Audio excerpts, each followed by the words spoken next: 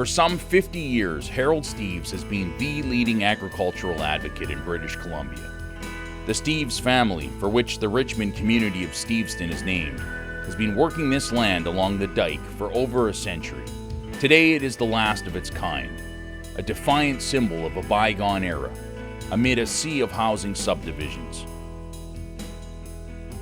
In addition to producing some of BC's best organic beef, the Steves farm is a laboratory for Harold's ongoing experiments into better ways of growing food. We got tomatoes on it last summer, we got tomatoes on it at Christmas, and we've got tomatoes on it again, all on the same plant.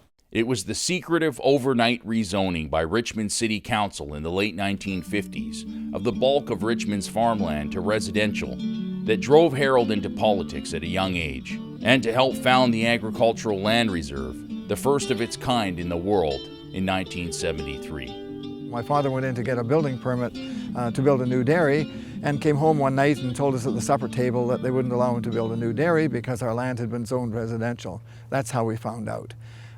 We actually got together with other farmers. They had a big meeting in a big meeting hall in downtown, well, in what was downtown Richmond at that time, and protested, but they were totally ignored. The zoning had gone through, and then one by one the farms disappeared. From that day on, I've been fighting to save farmland. So it's been 50 years of battling to save agricultural land here in British Columbia. Eventually I got together with some other farmers in the Fraser Valley, in Surrey and Delta, and talked about what we could do to stop it from, this idea of developing in farmland, to stop it from spreading. And that's where we came up with the idea of having a land bank. I ran for Richmond Council in 1969 and was elected at that time on this issue of trying to preserve agricultural land and also preserve the Fraser River estuary, because it was being threatened with development as well. I was the lone voice in the wilderness in Richmond Council, but I ran as MLA and got elected as MLA, and the Barrett government brought in the Agricultural Land Reserve, which is what we had asked for. Harold has continued to represent farmland in the political arena ever since, turning to municipal politics in Richmond, where he remains the province's longest-serving city councillor.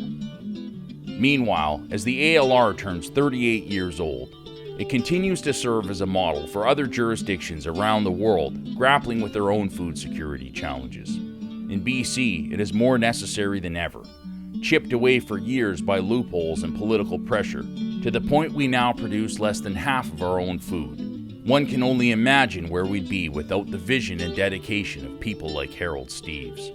The BC Ministry of Agriculture tells us that in the next 10 or 15 years we should be increasing the amount of farmland by 90,000 hectares, or about 240,000 acres in this area.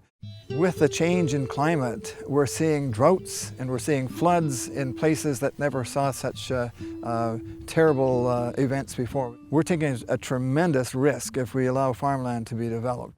It is clear that BC can no longer rely on other provinces and countries to feed us, which is why the legacy of Harold Steves is so important today and continues to inspire the next generations of farmland defenders, though they have some awfully big shoes to fill.